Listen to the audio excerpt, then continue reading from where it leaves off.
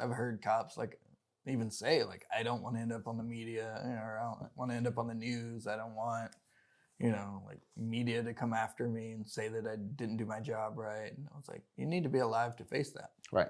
Like the alternative is you don't respond correctly and you end up getting killed.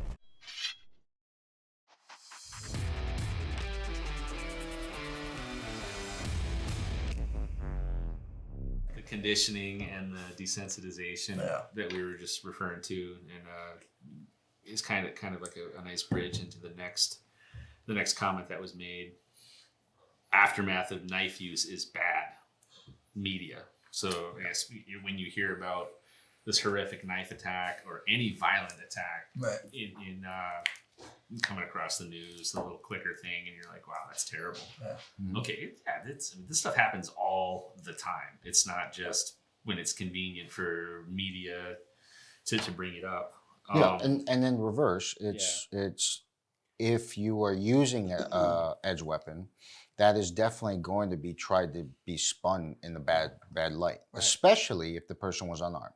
And I'll let you talk about this because we talked about use of force and the person being bigger or there being multiple people, but that falls into your wheelhouse more than mine. So I think America, even the Western world in general, like has a different view on knife culture. We got a different knife culture than they do, like say in the Middle East, like other countries where knives are more prevalent and they're used more often in good and bad situations. Like I don't really try to apply like morals to like a use of a knife. Like if people look at knives as like dirty in the United States. Like it's almost if you use the knife, you're the bad guy. Right. I had a similar situation where, I went, a guy was holding on to a cop's gun. They were involved in a fight when I got there. So I grabbed his wrist, dropped my knee on his elbow, and it broke his elbow. And there was a lot of shock, like from, my command staff. And I had to go talk to him about it. So and I sat down. I was like, hey, take that same scenario. He's trying to take the gun out of the cop's holster. You would have been 100% okay with me pulling my gun and shooting him. And they were like, well, yeah. It's just different. It's not culturally accepted to break somebody's arm as it would have been. It would have been more acceptable to shoot that guy than it would have been to, and I was like, if I take that same situation legally, I could have taken my knife and stabbed him or cut him or what, Yeah, this falls under Starbucks questions. Cool Starbucks mug. But the thing is that a Starbucks question is questions that are posed between two people while sipping a cup of Joe or coffee, whatever. The thing is that these are intellectual questions of what are the legal ramifications of if I use an edge weapon in a self-defense scenario. Right. These also come from people that have absolutely no experience in violence whatsoever, like true violence, understanding exactly what it would take for you to survive that, and then in turn, how little you actually are thinking about the statistical odds of, said attack happening, and then giving a shit about, whether or not someone's going to look down on you for surviving that scenario, and it's like, look, I get it. It's a very important segment. You need to know the legal ramifications of doing said whatever, but at the moment of impact, you are going to do what you feel is necessary to survive. And if you don't have the skills to do it, you will not survive. Therefore, this legal shit doesn't matter. Like, it doesn't matter. In fact, it's a hindrance. We talked about that for the law enforcement. How many times have you heard about law enforcement not acting because it's like, well, I didn't know if he had a gun, but I thought he, and it's like, dude, your partner got shot because you didn't act, and that you should have. But the hesitancy because you're like, dude, if I draw at this time or I act at this time, I'm going to get in trouble. Like, that's what gets people killed downrange a lot. And the media plays a big part in that, as far as, cops have been killed because they decided to try to tase somebody when they should have shot them. Right. And it's just, I want to use a lower level of force. I've heard cops like, even say like, I don't want to end up on the media, or I don't want to end up on the news. I don't want, like media to come after me and say that I didn't do my job right. And I was like, you need to be alive to face that. Right. The alternative is you don't respond correctly and you end up getting killed. Right. And your training and your confidence in the person that you are actually passing the knowledge onto needs to be to the point where you believe they can make good judgment. Right. I don't, and this is where it's kind of weird for me, because it's like, so you believe that the majority of people can't make a good decision. Okay, now we can all sit there and be like, yeah, absolutely. That's what I think, and it's like, okay, that's fine, but that's not my right. You are a full-grown adult. You make decisions on a regular basis where if you made a different decision, it wouldn't be a good decision, and this is no different. So the thing is that like, I need to provide you with said skills, understanding, be able to think outside that box, and I don't care about the media afterwards. Right. Because if you actually thought through the scenario and you were able to think through the scenario, that means your training worked, you performed, and now what happens is when the media comes, when law enforcement comes, when you're talking with your attorney, you are going to be able to articulate the reasons why you did said things, and that will protect you far more than me going, you shouldn't do anything because of this legal thing, right? Mm-hmm. It's the hesitancy problem that you're trying to get past. When we train special operations, one of the things that you have to be very careful of with rules and regulations, and I know this is another hot topic, is the more rules and regulations you have on people, the more they're going to hesitate to act, because they don't know if they are going to be supported or not. And that is one of the worst things that you can have when somebody is faced with real violence, because that hesitancy can not only get them killed, but it can get an entire team killed, because what happens is that person should have acted. And in their mind, it's like, I should act, but, and then that but becomes, well, too late, And so that's the problem with the thought process of talking about media well before the act, Mm-hmm. Yeah, I look at it, you have two choices. You can either learn to counter the bad things in the world, or you can just avoid them altogether and just stay home all day. And nobody's going to do that. Right. Most people just walk around like sheep. Yeah. Right? Just oblivious. Just oblivious. Ignorance is bliss, whatever, however you want to say it. But they don't want to know that that's happening. Yeah. And then when it does happen, they're like, well, I'm glad that wasn't me. I'm not going to look at it. I'm going to turn the other way. But being prepared to counter that violence, or just staying home. I mean, you can stay home. You can avoid all this for the rest of your life, or you can try. But sooner or later, it's going to come to your house. It's going to come to your front door. It's not if, it's when. 99 times out of 100, it may not come. But that one time that it comes, whether it's at the house, whether it's at the gas station, at the grocery store, it took you a little longer to get home, so it's dark. It's gonna find you, and you need to be prepared. Well, it's that you're dehumanizing the scenario. The fact is that a lot of times with these comments, like about the media and whatnot, you're not actually thinking about it happening to you. Right. And you're not asking, would you still make the decision to do whatever it is that's going to put a bad spin on how you defended your family, right? So what you're telling me is that you are going to allow your family and yourself to be assaulted, murdered, whatever, because God forbid that after surviving, you in turn are going to have to answer for why you were so violent, right? You're not thinking like that. What you're thinking is, wow, man, if that guy did that, man, media would be on him. Yeah. But you're not thinking from his point of view. His point of view is like, dude, what was I supposed to do? Well, just let them? That's not how that works out, and it's kind of like, not to get into political discussions, but it's like when people are talking about, hey, I don't want this type of protective perimeter around, the country because I live in a giant mansion that has the same thing. Right. And it's like, you're not relating it to yourself. Right. Okay. I'm surrounded by people with guns that protect me all the time, but I want to make sure that the average person is not allowed to protect themselves. It's like you're not relating yourself to that person. It's why people don't have faith in you. It's like you're supposed to represent me. Right. And that's the same thing when you're an instructor. I need to put myself in your shoes and go, what would it take for me to get you at your current mindset to be able to protect yourself? Because that's why you're here. Like, that's why you asked me to train you. You didn't ask anything else. Like, that's my job. So I'm going to do that. And the thing is that if I do it from my point of view here, I'm actually not going to connect with you. And so, you know, a lot of times when people are making comments on it, it's like they don't understand who I'm talking to, you know, and they've never been in this scenario where they actually believe that's what's going to happen, because they know so many people that have lived their entire life and nothing bad has ever happened to them, you know. And I always argue with that too, because I'm like, you know what you don't advertise to your friends?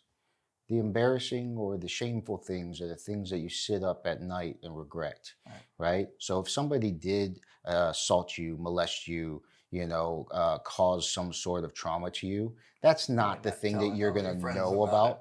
You know, it's like, so I bet that if I were to talk to all these people that have had this super peaceful life, that the statistic would be that there is a large percentage of them that have had violence in their life, potential violence. And you would be surprised about exactly what those stories are, you know? Yeah.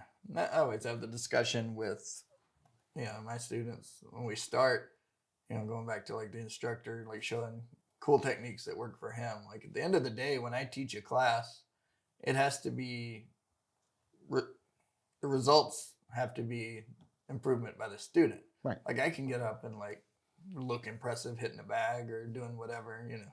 I can show my moves, and my job is to show you like how cool I am, or how I can do all these cool moves. Like if we leave the seminar and I go to the gas station and somebody attacks me, like I'm probably going to be okay. Right. You know, I need you to have the same situation where if you go to the gas station and get attacked, you're going to be okay. Yeah. And you know that, and you have confidence in it, and you know, it allows you to be more situational. Right. So cool. So a lot of instructors see like, they almost want to show how cool they are, you know. Well, they don't know any better. Yeah, and the class becomes about them rather than about like actually building the skill of the students. Yeah, I mean, there are plenty of instructors that I absolutely know for a fact they don't know they're making that mistake. Right. They think that they're teaching the best thing there is, and technically, to them, it is, because it is the best thing for them. Right. But it's not the best thing for their student.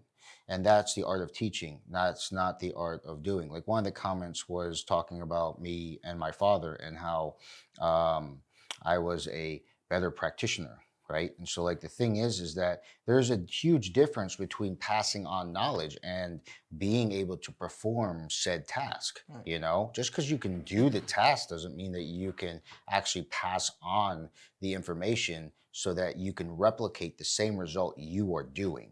You know, like that is an entirely different skill set that you will spend the rest of your life trying to figure out.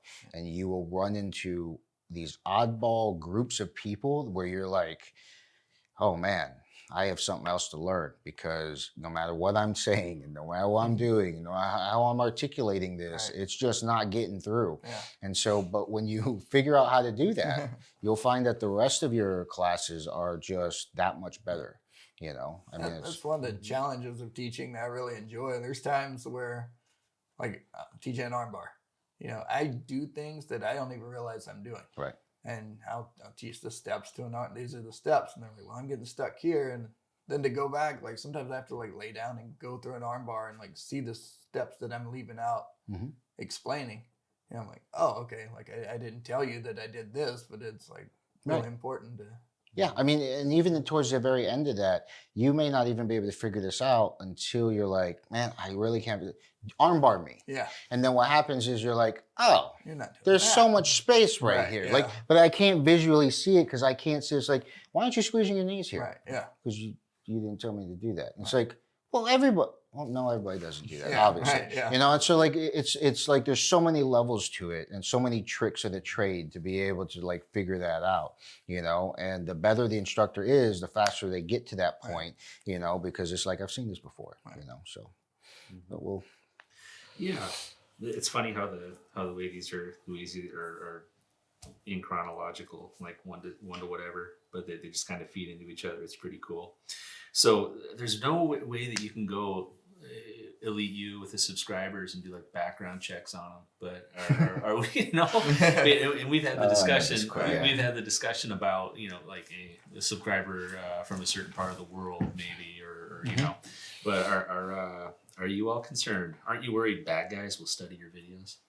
Yeah, so on YouTube, there is no ability for you to kind of section that off if you're doing the normal channel. Now, obviously, you could do a Patreon, and I'm not sure really how the restrictions work there.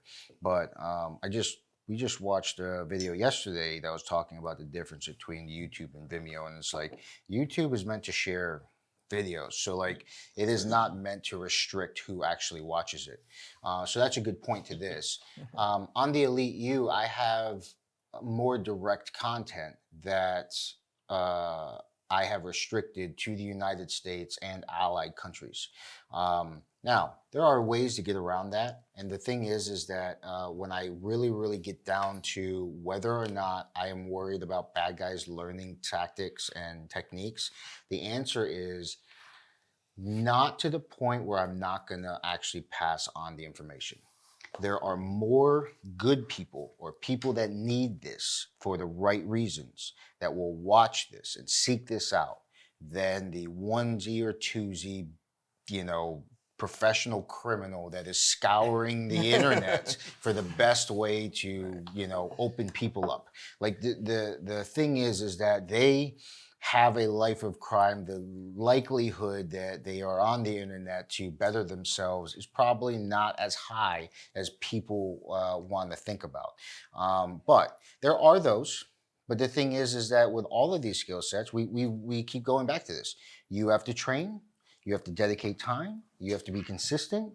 You have to have resident skills walking into a number of the more dangerous skills that we actually are showing. A lot of the stuff that we show are from people who are amazing at what they do and why they do that. And just because you watch why somebody does something does not mean you'll ever be able to replicate that without the actual dedication and the attributes that that person has that made them amazing at what they did. You know, so like the thing is that, yeah, it would bother me if I ever found out that there was a larger percentage of bad people watching it than good people, but I doubt that's the case. And so we get this with seminars and stuff like that for personal protection. And it's like, well, how do you know everybody at the seminar is not? You know, it's like, it is actually been documented where there have been terrorists that go to seminars and actually learn from people, right? But in those same seminars, say there's 50 people, Right. That's one. There are 49 people there for the right reason. Right. You're not going to like give that information to those 49 people because of the chance that one of them's a shithead. Yeah. Like that's not how I do things. It's not what I believe, and it will never stop me from passing on information. And in my mind, and not to get into religious things, if God didn't want me to have this information and pass it on, he wouldn't have given it to me.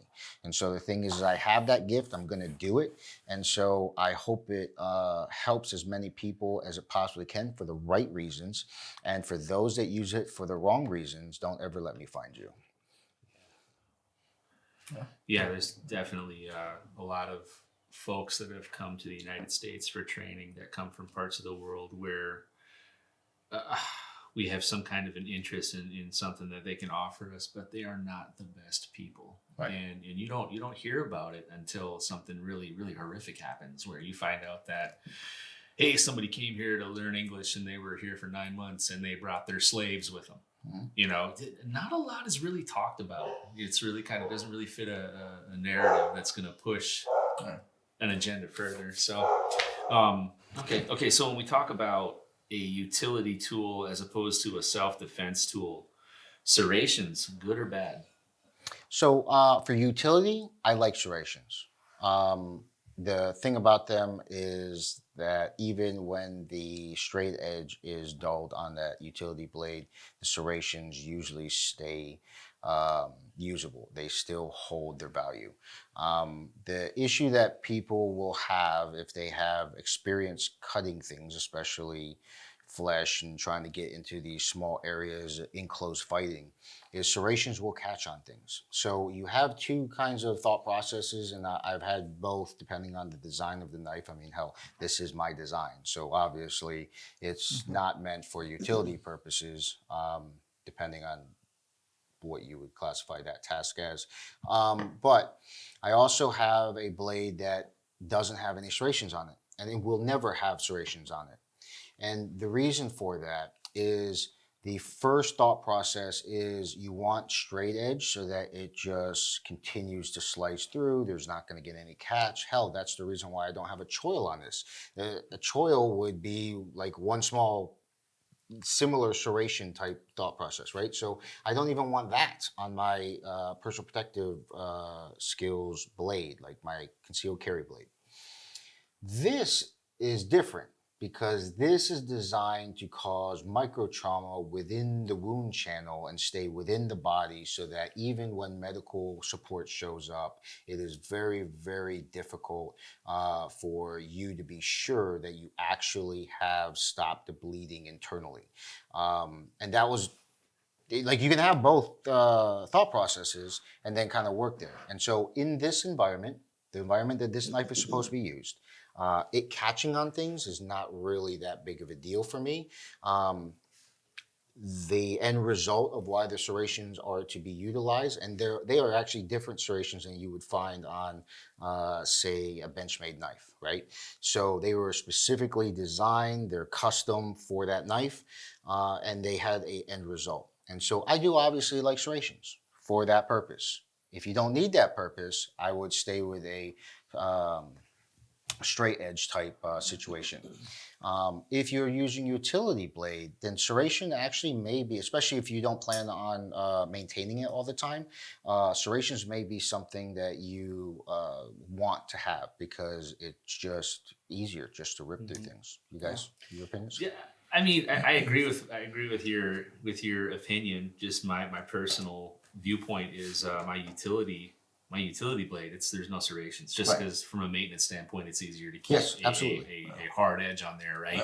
And with just looking at from the knowing what we all know about the Guardian, I mean, I've had the opportunity to use this in a lot of advanced medical training scenarios with patient models. And the serrations and the edge, I mean, this is a devastatingly effective tool. And it's been this one's used, like we were talking about earlier, it's been used several times, and it's still today is flawless. And the serrations, I've never hit anything that would cause a problem with the serrations. But with the serrations, you just have to have the proper tools and the proper technique to sharpen these and keep them effective. Yeah. I like serrations on like a camping or utility knife. Just it's good for cutting rope, cutting vines, things like that nature. Yeah. I would rather have the smooth blade on a self-defense knife because it's easier to get out of. Right. You just put it in, take it back out much easier than right. No, absolutely. with the serrations. But again, it's all purpose driven. You know, like skinning knives or have a smooth blade for a purpose. Right. Their whole design is to cut through flesh. So. Yeah, and that's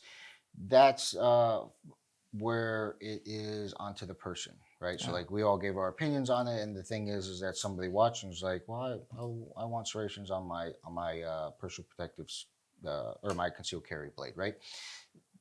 If it gets used in a personal protective skills scenario, self-defense scenario, and then all of a sudden it performs, you chose the right blade. Right. Like people get really wrapped up in it. Yeah. It's like caliber wars and stuff like that. It's like it's so stupid.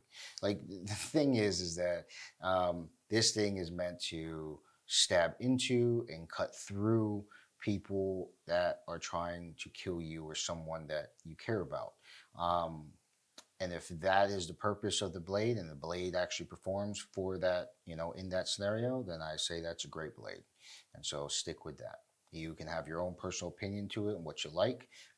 Once again, if you have faith in the item that you're carrying, you're going to use it. If you don't have faith in it, it doesn't matter what expert tells you what. You are never going to actually rely on it because you don't trust it. And so, that's it. Yeah, that's the end of the list. Yeah. All right, so I hope you guys enjoyed the answers that we gave to all the sections for Q&A. Obviously, we tried to elaborate as much as possible for each of the questions. We dived into probably other topic areas that kind of connected to them. But the idea was to not just give a real quick generic, this is what I think, but also why I think the way it is. And obviously I brought in other people to work off of their experience. So if you guys have any other questions that you feel are relevant or you want us to do videos on, remember, send that email to content@eliteu.com, and we'll see you in the next video.